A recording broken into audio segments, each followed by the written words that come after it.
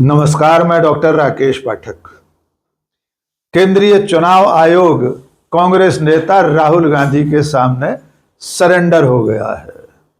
आयोग और उसके मुखिया सिर्फ 48 घंटे में अपने सुर बदलते हुए देखे गए हैं।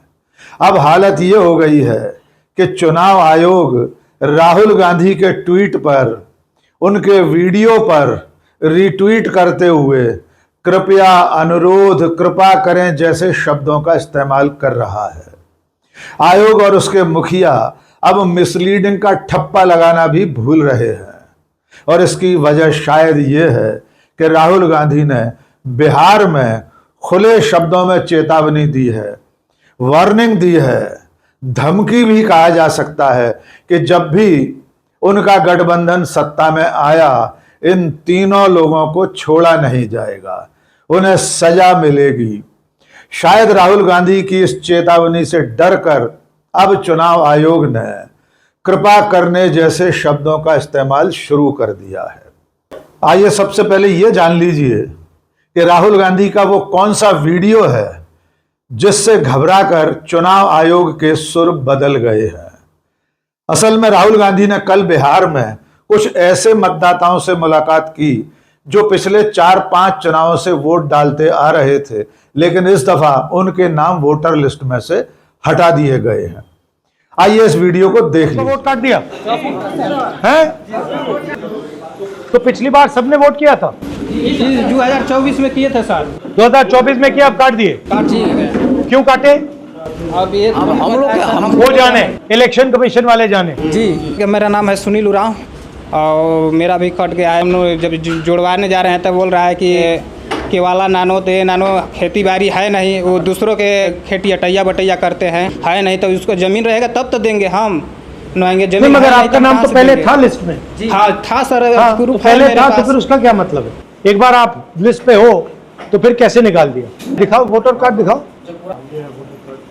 तो इनके पास जो डॉक्यूमेंट्स होंगे वो चुनाव आयोग मांग ही नहीं रहा, वैसे डॉक्यूमेंट्स मांगे जा रहे जो इनके पास नहीं है। हाँ सर, है नहीं तो कहाँ से देंगे? नहीं दे सकते, नहीं दे सकते हैं। तो आपको पता कैसे लगा कि आपका नाम कट गया? जो 2024 वाला में लिस्ट में नाम है और जो 25 जो नया लॉन्च किया है उसमें नहीं है। बीलो कहता है कि ऊपर वाला काट दिया, यहाँ से हम लोग दिए हैं, ऊपर वाला क्या कर दिया कहा नहीं। बीलो तो यही कह रहा है। ये वोट चोरी कर रहे हैं। अभी कर्नाटक में हमने पता लगाया है, कर्नाटक में लोकसभा चुनाव में 1 लाख वोट इन्होंने गायब कर दिए एक असेंबली से। महाराष्ट्र में इलेक्शन चोरी कर लिया है। यहाँ पे आपके वोट इसलिए काट रहे हैं कि यहाँ पे इलेक्शन चोरी करने की सोच रही है लोग। ऐसा भी है सर, जो पिछले चुनाव में हम वार्ड का चुनाव लड़े थे उसमें हमारे वार्ड में 600 प्लस वोट था। जो SIR नया हुआ इसमें 1000 प्लस हो गया वोट, यानी 5-6 हो गया। इसमें नए वोटर जो हम लोग के काटा भी गया और नए वोटर ऐड हो गया और नया वोटर जो ऐड हुआ उन लोग के हमारे वार्ड में भी एक घर नहीं है। एक घर भी नहीं है ना? एक भी घर नहीं है। लेकिन ऐसे हम आपने उनको कभी देखा नहीं, जिंदगी में नहीं देखा। थोड़ा इनको देखिए। हमारा नाम है रंजू देवी, नौहट्टा प्रखंड से आया हूँ, चफला गांव से। पति के नाम है सुधीर राम। हमारे वोटर लिस्ट में हमारे घर के परिवार के 6 गो के नाम कट गया है। आप पहले थे उस पे? जी पहले थे। ये नया वाला जो बना लिस्ट उसमें नहीं आया है। आपने कितनी बार वोट दिया है? मतलब कितने चुनाव में आपने वोट दिया है? हम दिए हैं सर 4-5 बार। इस वीडियो को अपने एक्स हैंडल पर साझा करते हुए राहुल गांधी ने लिखा, जिन लोगों ने पिछले 4-5 चुनाव में वोट किया, बिहार में उनका भी वोट चोरी कर लिया। और जब वजह पूछा तो एक ही जवाब मिला, ऊपर से ऑर्डर आया है। ये गरीबों के अधिकार की लड़ाई है, हम रुकेंगे नहीं, वोट चोरी रोक कर रहेंगे। अब ये देखिए कि राहुल गांधी के इस वीडियो पर चुनाव आयोग ने क्या लिखा है। आमतौर पर 7 अगस्त से अब तक, जिस दिन से राहुल गांधी ने वोट चोरी वाली प्रेस कॉन्फ्रेंस की है, तब से चुनाव आयोग राहुल गांधी के हर आरोप पर, हर पोस्ट पर मिसलीडिंग का ठप्पा लगा देता है, यानी भ्रामक सूचना कहकर राहुल के आरोपों को खारिज करता रहा है। इसके अलावा आयोग लगातार उनसे शपथ पत्र देने की मांग कर रहा है, लेकिन 7 अगस्त के बाद पहली बार है कि चुनाव आयोग ने राहुल गांधी के इस वीडियो पर कुछ बदले शब्दों के साथ अनुरोध किया है। आइए आपको पढ़कर सुनाते हैं कि आयोग ने क्या लिखा है। आयोग लिखता है, कृपया वीडियो में प्रदर्शित निर्वाचकों की एपिक संख्या एवं अन्य विस्तृत विवरण विहित प्रपत्र में उपलब्ध कराने की कृपा करें। एक ही वाक्य में 2 बार कृपया और कृपा करें आ गया, ताकि उस संबंध में आवश्यक जांच कर अग्रेतर कार्यवाही की जा सके। साथ ही अनुरोध है कि संबंधित निर्वाचकों का सहयोग करते हुए उनकी दावा आपत्ति अवधि में प्रविष्टियां दर्ज कराने में सहायता की जाए। दावा आपत्ति दर्ज कराने की अंतिम तिथि 1 सितंबर 2025 है। इसके आगे भी आयोग ने यह लिखा है कि राहुल गांधी ने जिन लोगों का वीडियो साझा किया है, जिनके बारे में यह कहा गया है, जिन लोगों ने यह बताया है कि उनके नाम वोटर लिस्ट में से काट दिए गए हैं, अब आयोग राहुल गांधी से विनती कर रहा है कि कृपा करके इन वोटर्स की जानकारी निर्धारित प्रपत्र पर उपलब्ध कराएं। इस दफा आयोग ने एक बार भी धमकी भरा कोई शब्द इस्तेमाल नहीं किया, न राहुल गांधी से शपथ पत्र मांगा। यह बदलाव इसलिए हुआ है कि राहुल गांधी ने बिहार की अपनी इस वोटर अधिकार यात्रा में चुनाव आयोग को सीधी सीधी धमकी दे दी है। आइए राहुल गांधी की जुबानी ही सुनते हैं वे क्या कह रहे हैं। जब मैं कुछ कहता हूं मैं करके दिखाता हूं। देखा है आपने देखा है कि मैं झूठ नहीं बोलता हूं स्टेज से, देखा है आपने। अब आप अच्छी तरह सुनिए। और ये जो इलेक्शन कमीशन बैठे हैं, इलेक्शन कमिश्नर बैठे हैं, इन तीनों से मैं कह रहा हूं, आप एक बात समझ लो, एक दिन ऐसा आएगा जब यहां पे बिहार में और दिल्ली में इंडिया गठबंधन की सरकार होगी, फिर हम आप तीनों को देखेंगे, कार्रवाई आपके खिलाफ करेंगे। आपने सुना कि राहुल गांधी कह रहे हैं कि भले ही आज नरेंद्र मोदी सत्ता में है, लेकिन कल बदलाव होगा। बिहार या देश में जब हमारी सरकार होगी, तब आप तीनों को बख्शा नहीं जाएगा, आपको सजा मिलेगी ही।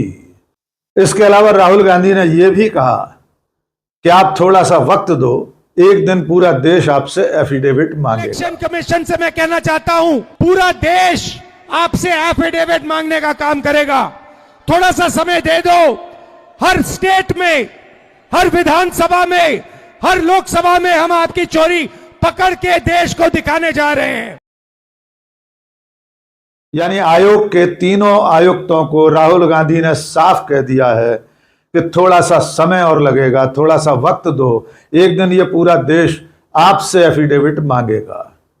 अब आपको एक बार फिर से 48 घंटे पहले यानी रविवार को जो प्रेस कॉन्फ्रेंस आयोजित हुई थी, उसमें चुनाव आयोग के और आयुक्त के तेवर भी दिखा देते हैं।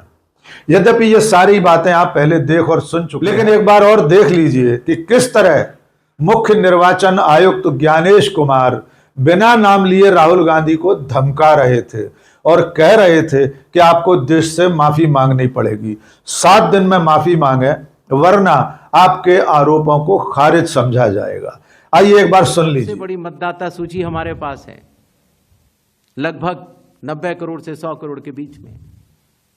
सबसे बड़ी मतदाता सूची, सबसे बड़े चुनाव कर्मियों की फौज, सबसे ज्यादा मतदान करने वाले लोगों की संख्या, और इन सब के समक्ष, सारे मीडिया के समक्ष ये कहना कि अगर मतदाता सूची में आपका नाम एक बार और है तो आपने 2 बार मतदान किया होगा और कानूनी अपराध किया होगा, और मेरे सारे मतदाताओं को अपराधी बनाना और चुनाव आयोग शांत रहे, संभव नहीं।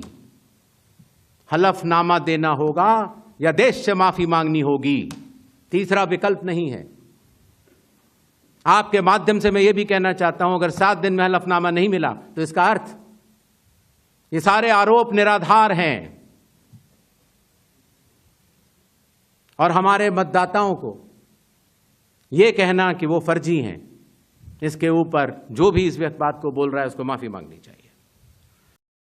चुनाव आयोग की इस प्रेस कॉन्फ्रेंस के बाद राहुल गांधी ने बिहार की अपनी सभाओं में जो तेवर दिखाए हैं, जिस तरह उन्होंने सीधी सीधी चेतावनी दी है, उससे चुनाव आयोग की घिघी बंध गई है। आयोग के आयुक्तों को समझ में आने लगा है कि वे लगातार नेता प्रतिपक्ष के सवालों से बच नहीं सकते। वे इस तरह धमकाने वाली भाषा में चुनाव के मामले में नेता प्रतिपक्ष को संबोधित नहीं कर सकते।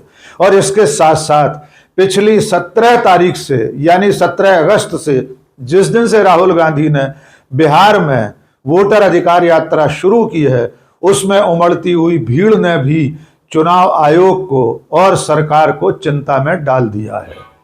राहुल गांधी की सभाओं में और उनकी इस यात्रा में जिस तरह से भीड़ उमड़ रही है, उससे भारतीय जनता पार्टी के माथे पर भी पसीना आ गया है। राहुल और तेजस्वी यादव की जोड़ी बिहार में जिन जिन शहरों, कस्बों और गांवों से निकल रही है, वहां जनता खुद ब खुद उमड़ती चली आ रही है।